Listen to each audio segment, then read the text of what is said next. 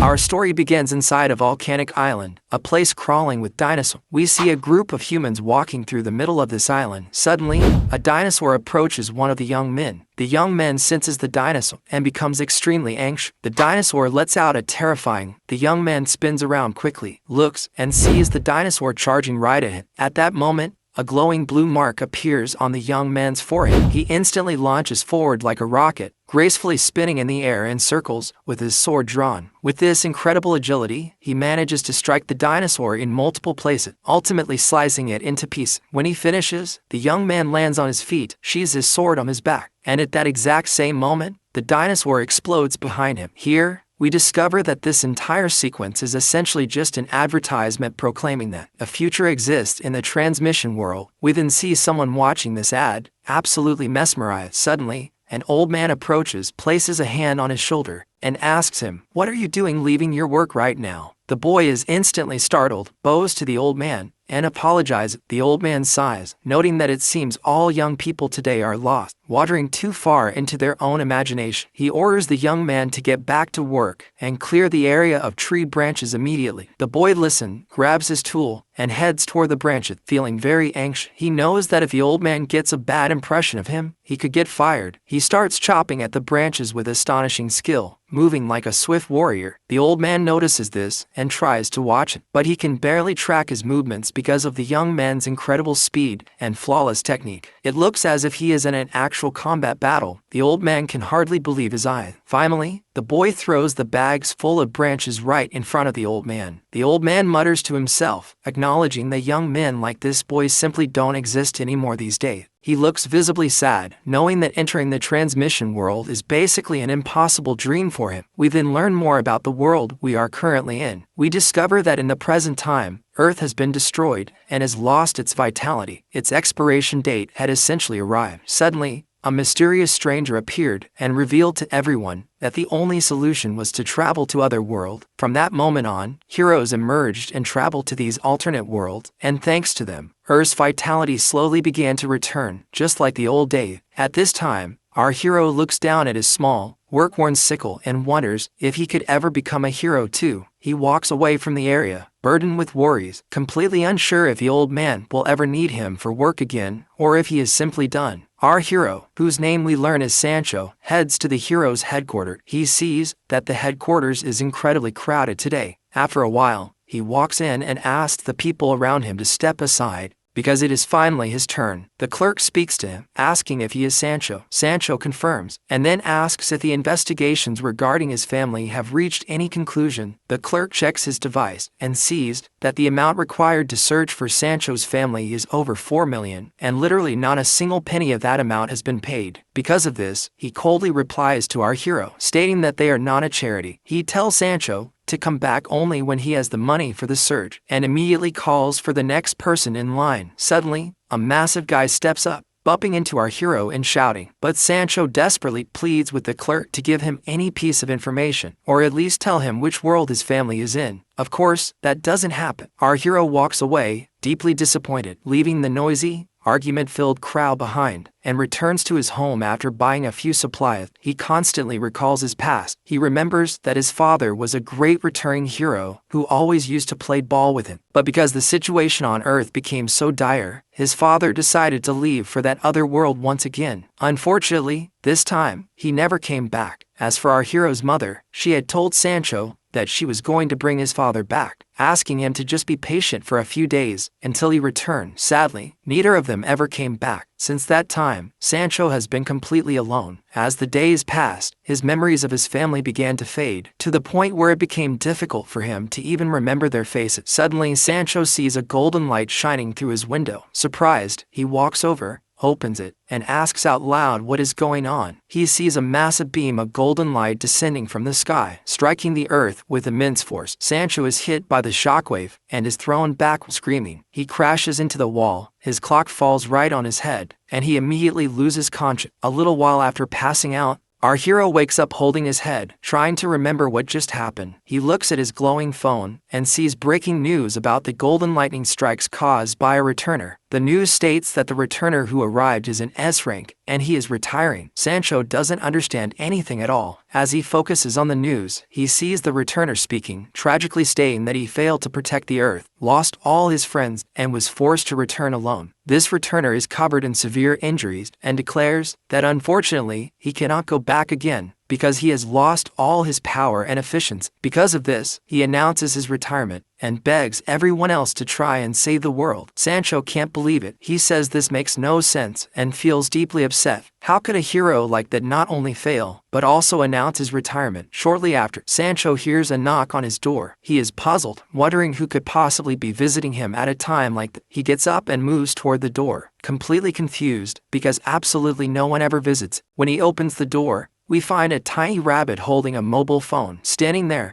and calling out to our hero. Sancho looks straight ahead, but doesn't see anyone. He is confused and wonders if someone is playing a prank on him. The rabbit speaks up, asking him to just look down. Sancho looks down, becomes even more astonished, and then screams at the top of his lungs, falling backward from the shock. The rabbit speaks, asking our hero if he is alright, but Sancho doesn't answer. He just keeps asking himself how on earth a rabbit can talk. The rabbit calms him down a bit and says, "By the way, I only brought you good news." He pulls out his phone and congratulates Sancho, telling him that from this moment on, he is now officially a hero. Sancho thinks he must be dreaming because what is in front of him is simply not real. It's impossible for a rabbit to speak. The rabbit calms him down again, saying he knows it's natural to be nervous. He tells Sancho, "By the way, you are the chosen one," pulling out a hero's support card and telling him to come with him immediately. Sancho listens, and the two actually start moving. The rabbit asks him if he has any special talent. Sancho replies, "I don't have anything, which is why I never became a hero in the first place." He admits that he is only good at one thing, chopping tree branches. The rabbit is shocked by this scream. Sancho looks at him, confused, and asks, "Did you not know that?" The rabbit thinks for a second and says, "I'm just surprised, because there must be a reason you were chosen." Sancho thanks him for the selection anyway. He looks around, unable to believe that he has literally finally made it to the hero's center. They arrive, and Sancho sees a massive door in front of him. He touches the door and asks if there are other worlds behind it. Sancho tries to push the door open with all his might, but he can't move it at all. The rabbit looks confused and asks, "What are you doing?" He explains that this massive door isn't actually the entrance and points to the real door. Sancho is baffled by the shape of the entrance, but the rabbit asks, "Is there a problem?" Sancho replies, "Yes, there is a problem. How am I supposed to fit through a door this tiny?" The rabbit replies, "I can easily fit through this door with no problem." Sancho assumes this must be a trick. He says he felt something was wrong from the beginning and decides to go back home. The rabbit replies, warning him to be sure about his words, because an opportunity like this won't come again. Sancho pauses for a moment. Then the rabbit adds, "You have failed all your tests in the past. You were judged as incompetent and told you could never be a hero." He reminds Sancho that this is a second chance, and chances like this usually don't come twice. The rabbit notices the sadness on Sancho's face. Sancho stays silent for a moment, deep in thought. Next, we see him crawling on his hands and knees, entering through the tiny door right behind the rabbit.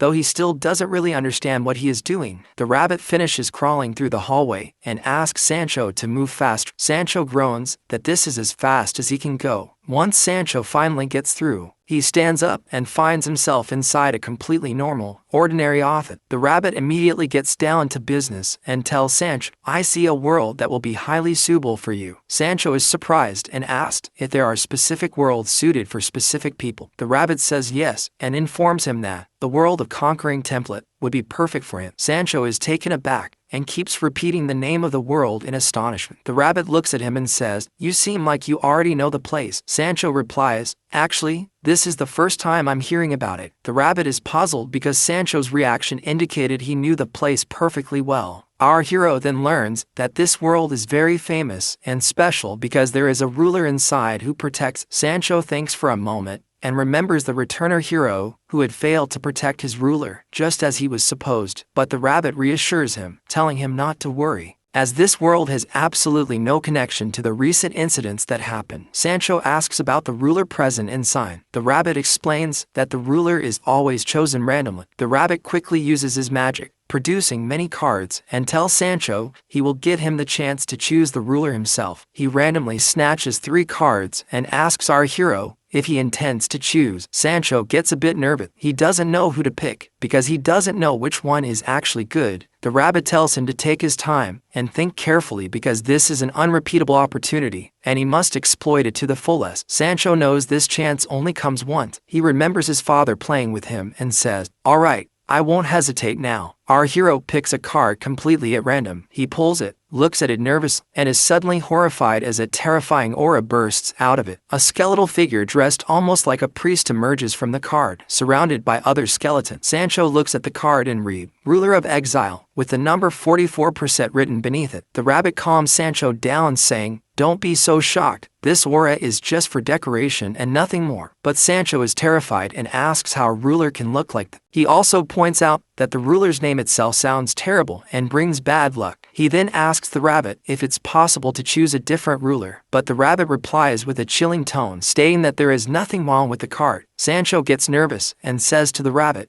"I didn't mean there's something wrong with the cards. I just want to change the ruler." The rabbit listens, gathers the 3 cards again, and tells Sancho that this is his absolute last chance. Sancho closes one eye, reaches out his hand, and pulls a card, praying that it won't be the same exiled ruler that appeared a moment ago. The card Sancho pulls is green. Green leaves sprout from it, and Sancho is absolutely mesmerized by it. He discovers that this is the ruler of fertility. He senses that our aura is incredibly kind. He focuses on the number on the card and sees that it says 1 in a million. Sancho feels that this ruler is extremely rare and powerful, and he tries to imagine what she looks like. The rabbit asks him, "What are you thinking about right now?" and offers him yet another chance to choose. Sancho finds this suspicious because the rabbit didn't want him to have a second chance in the first place. He immediately asked, "If I accept this ruler, what will happen?" The rabbit replies simply, "You will be directly transported to our world." Sancho looks worried and asks if things really are that easy. The rabbit replies, "Why are you so hesitant?" He tells Sancho that soon he will be a hero, and later a returner, and all of humanity will admire and love him. He assures him that the life of a hero will be completely different from the life he is living now. Sancho thinks about his life, his constant fear of losing his job, and tells himself that struggling in this world is like running in place with no benefit. In the end, he agrees. He then receives a notification that he will serve the ruler of fertility from this moment forward. Her image appears before him, welcoming him, and this time her picture is a bit clearer. Sancho looks at her, amazed, and tells himself that this ruler looks beautiful, and with her, he will surely be able to achieve everything he wants. He turns to the rabbit and asks, "What am I supposed to do now?" The rabbit congratulates him on choosing the ruler and says, "The path is right in front of you." Indeed, a dimensional portal appears in the room. Sancho is terrified to step inside, but the rabbit nudges him forward, startling him. Sancho begs him to just wait a second. The rabbit asks, "Is there a problem?" Sancho, clearly terrified, asks if it's really okay to just walk into this ominous portal. The rabbit reassures him, saying it's just a portal like any normal door, adding that it actually looks quite beautiful. Sancho finds this absurd, saying only crazy people would think this portal looks beautiful, but then he hypes himself up, declaring that he will not back down now, and starts moving. Instantly, the rabbit kicks Sancho right in the back, launching him straight into the portal. Sancho screams as he falls, looking back at the rabbit and cursing at him, while the rabbit casually tells him he will be waiting for his return. During this, another voice speaks up, asking the rabbit,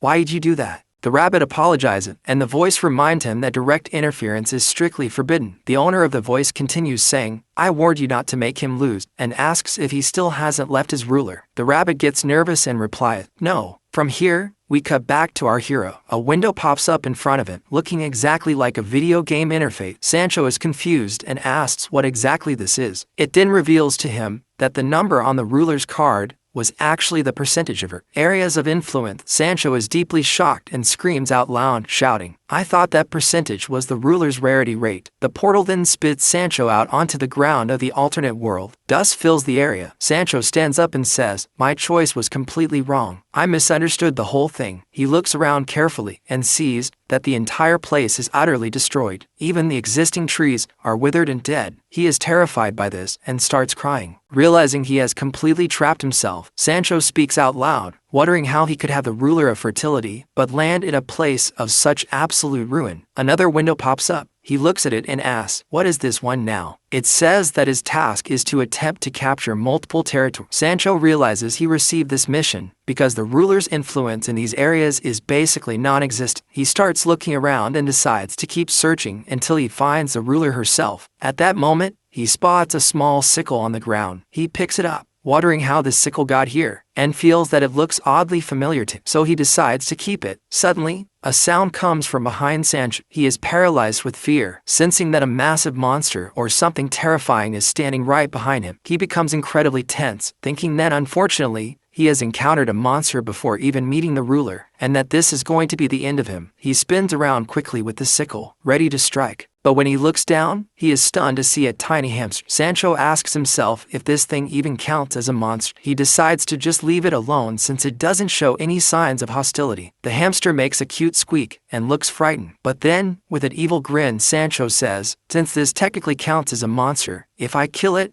I might get a reward. The hamster screams in pure terror and starts crying. Seeing this, Sancho decides to spare it, saying, since it's cute, it probably can't hurt me anyway. The hamster hops up and runs away. Sancho looks at it and says, are you trying to leave? But the hamster stops, stares back at him for a moment, and squeaks. Our hero realizes the hamster wants him to follow. And indeed, Sancho follows the hamster, who is running happily ahead. Sancho is panting heavily, clearly exhausted, and complains that the hamster is way too fast. After a while, the hamster stopped. Our hero looks ahead and sees water cascading from a quiet waterfall. He is overjoyed. He runs over, fills his bottle, and starts drinking alongside the hamster. When he finishes, he talks to the hamster, asks, how are you living in such a harsh environment? He also asks if the hamster knows where the ruler of fertility is. The hamster squeaks and scratches its head. Our hero gets deeply frustrated, realizing that trying to communicate with this hamster is practically impossible. Suddenly, the hamster squeaks loudly and gestures to Sancho. Our hero understands that the hamster wants him to follow again. He follows it, wondering where they are going this time. After a short walk, Sancho reaches an area with a massive tree. Our hero is amazed by the tree's sheer size, but feels sad because it looks completely withered and dead. He steps closer and decides to touch it. Suddenly, he steps on something and hears a crunch. He pulls his foot back quickly, looks down, and realizes he just stepped on a piece of ginseng. He is confused and wonders, how did ginseng get here? At that moment, the hamster shrieks in horror, runs over, and hugs the crushed ginseng while crying. Sancho apologizes for what he did, asking, what even is this ginseng anyway? Here, a message appears for our hero, stating that he is now standing within the ruler's personal domain. Sancho is confused because he doesn't see a ruler anywhere. The hamster keeps tugging at his pants, squeaking frantically. Sancho asks, what is it now? And picks the hamster up, telling it that he is busy. The hamster keeps crying, pointing at the ginseng. It clenches its little paws, suddenly throws them open, makes a scary sound, and then plays dead. Sancho is absolutely stunned. He asks, wait, how can this weak little ginseng be the ruler? The ginseng emits a puff of green smoke. Sancho is baffled because the ruler he saw in the vision looked nothing like this. She was a beautiful woman. The hamster shows Sancho a message saying that reality can sometimes differ from the picture. Sancho is incredibly frustrated and deeply saddened by this revelation. He remembers that initially, he was going to get a powerful ruler based on his percentage, but he sacrificed all of that just to end up with a plant. He thinks for a moment and wonders if the ruler of fertility looks like this simply because her influence is so low. He sits down, trying to guess if the ruler will wake up now or what will happen. But then a horrifying realization hits. He panics and says, wait, could my stepping on her have been the fatal blow for the ruler? Sancho thinks the ruler might need a drink, so he pours water from his bottle onto her. Sure enough, the ruler revives, and her appearance improves drastically. Sancho is thrilled that his water worked, so he decides to pour a little more. The ruler is also happy, stating that she hasn't had water in a very long time. She wonders if it's raining from the sky, or if this is the end for her. After a while, because Sancho is pouring way too much, the ruler feels like she is drowning. She jolts awake and coughs violently, choking on all the water. Sancho is delighted, saying it's great that the ruler has finally awakened. The hamster is also very happy about this. Sancho then bows to her and introduces himself, but he looks at her with pity, because she currently can barely move. The ruler gestures to him, trying to explain that she is indeed very exhausted. Sancho wonders what he is supposed to do next. Just then, he receives a message stating that he will become stronger by using skills. Sancho is surprised that there are skills here too. He guesses that since she is the ruler of fertility, his skill will definitely have something to do with farming. But the surprise is that things don't go that way. Our hero receives a message stating that his assigned skill is decapitation. Sancho is completely shocked and asks, "Decapitation? What exactly does that mean?" He can't fathom how chopping off heads could possibly help him increase fertility. To understand better, he asks the ruler what decapitation means, thinking he might have misunderstood. The ruler points to her own neck in a terrifying way, making a slicing motion to confirm that it literally means severing a neck. Sancho asked her to confirm if she really means he is supposed to kill. The ruler nods her head and tells him, "Yes, exactly that."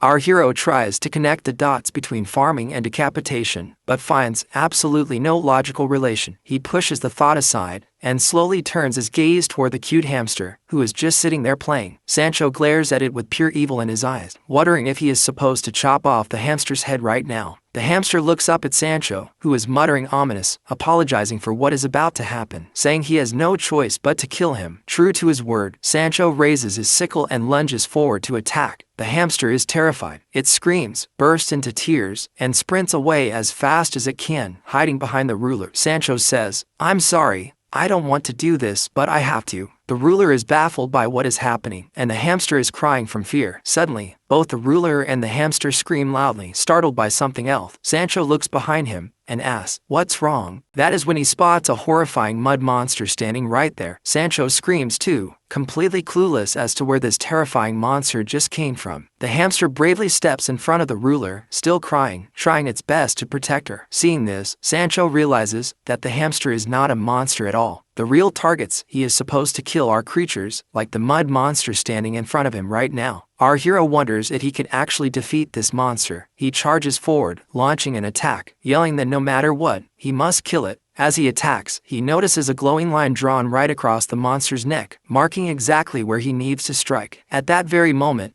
our hero gets a message that he can now activate his skill. Suddenly, he blasts forward with incredible speed, like a rocket, aiming straight for the monster's head. In mere seconds, he slashes with his sickle and perfectly cleanly decapitates it. The hamster and the ruler can't believe their eyes. They are shocked but absolutely thrilled with Sancho. The monster instantly turns to dust and vanishes. Sancho lands and asks the ruler if she is okay now. He looks down at the hamster, who is standing there crying, and becomes fully convinced that this hamster is truly pure-hearted and was only trying to protect the ruler. Sancho apologizes to him, but the hamster is angry. It turns to the ruler and starts angrily squeaking, complaining about Sancho. Sancho begs the hamster to forgive him, explaining that he just didn't understand how things worked. The hamster turns to him and husks, "Fine." Our hero is overjoyed, thanks him, and decides to name him Hamtul. The hamster is surprised, points at himself, and asks if Sancho means him. Sancho says, "Yes, that's what I'm going to call you." Hamtul is delighted and starts dancing around with the ruler. Then, our hero gets a notification. He has decapitated an immortal orc, and the effect will activate automatically. Our hero is puzzled, noting that the monster's name and appearance were far more intimidating than actually fighting it. He then receives another message stating that this monster serves as an offering for the ruler. He looks over at the ruler and notices that her skin has become much healthier and more vibrant. He is thrilled and deduces that if he continues killing monsters like this, the ruler will eventually return to her original, beautiful form. With that,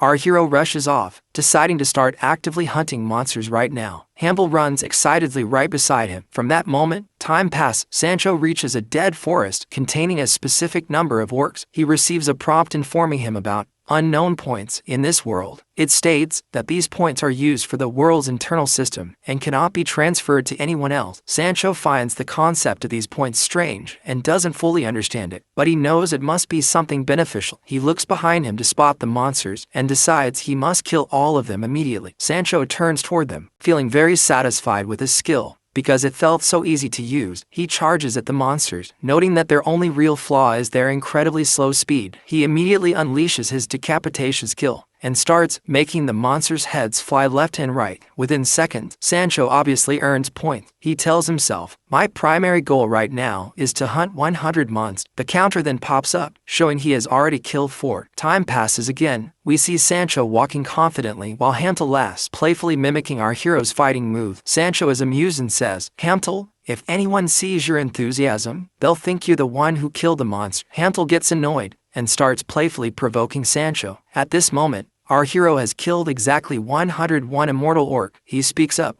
asking, how are they even called immortal when they die so easily? Afterward, he returns to the ruler and is delighted to see her. She looks much healthier and more beautiful than before. In fact, she has grown quite a bit, developing small legs and little branches. Sancho is now absolutely certain that it's only a matter of time before the ruler returns completely to her original form. Because he doesn't know what to do next, he asks the ruler for instruction. The ruler points toward the giant withered tree. Sancho asks if she wants him to let her touch the tree. The ruler nods yes. Sancho picks her up and brings her close so she can touch the tree. She then gestures to him, asking him to touch it as well. He does so, placing his hand on the bark. Here, Sancho gets a message that he can now use the blessing of fertility. By using this blessing will consume his acquired points. Sancho tries using the blessing. Instantly, an astonishing green light erupts from his hand, leaving both Hamtul and the ruler mesmerized. Sancho is equally amazed. He decides to pour every single point he collected straight into the tree. As he does this, a massive surge of energy blasts from his hand. Instantly, the tree reacts. It grows larger, its leaves multiply and turn lush green, and it even begins to bear fruit. Life returns to it entirely after it was completely dead. Sancho is overjoyed and amazed. He asked, "Are those fruits apples?" He plucks one of them, fascinated, because he had only ever heard of apple and had never actually seen one entire life. He desperately wants to take a bite, but instead, he bows to the ruler and offers it to her first. The ruler takes it happily and begins to eat. Sancho just hopes that she will return to her original shape as fast as possible. But then Sancho notices something strange. The apple isn't just being eaten, it's being completely absorbed. Once the absorption is complete, all life vanishes from the apple, leaving it as dust. Sancho is terrified by this. He asks himself what this terrifying absorption power is, realizing he'd better be very careful around her before he ends up getting absorbed himself. He then climbs the tree, gathers more apples, and drops down to Hamtul, saying, "Let's eat too." As he eats, our hero keeps reminding himself that this ruler is dangerous and he cannot afford to lower his guard. He takes a bite of his apple and is ecstatic because it tastes incredible. He then starts eating voracious, absolutely loving the taste of the apple. Meanwhile, the ruler watches Sancho from beside the tree. She looks at him, then looks at his sickle, unable to comprehend how Sancho managed to kill all those monsters on his very first day, not to mention how he instantly revitalized a giant, dead tree. She figures Sancho will definitely be helpful to her, but at the same time, the ruler is highly suspicious of Sancho and gives him a deeply wicked, calculating glare. Meanwhile, our hero is just lost in the pure bliss of eating apple, literally crying tears of joy from the taste. Here we learn an important piece of lore about the world we are in. Fertility used to be a highly renowned power because of the beautiful agricultural products it yielded. However, unfortunately, the power of corruption emerged and destroyed all other power, including fertility. Because of this, all followers of fertility abandoned farming and turned to fighting monsters just to save themselves. But at the end of the day, the followers of fertility were simply farmers. Because of this, the monsters easily began wiping them out. The farmers couldn't win a single fight, so they changed their primary skill from harvesting to decapitation. But this skill was incredibly weak. Its only real capability was cutting the heads off dead animals and corpses, not actively severing the heads of giant, living monsters. The ruler understands exactly what is happening. She knows full well that farmers and warriors are completely different things. She also knows that truly strong people never align themselves with her. During this, Sancho looks over at the ruler. The ruler catches his gaze and looks completely terrifying. Sancho is horrified, feeling like he is about to die. But Sancho simply asks her for permission to grab another apple. The ruler says, "Sure," not having any issue with it, but deep down she cannot understand how a person this strong has come to serve her now, especially when she has only ever received the weakest of the weak. She looks at our hero again and decides that she will never, ever let Sancho go. He must always belong to her, because she knows she will never find anyone else like it. The ruler reaches out and grabs his leg. Sancho is terrified,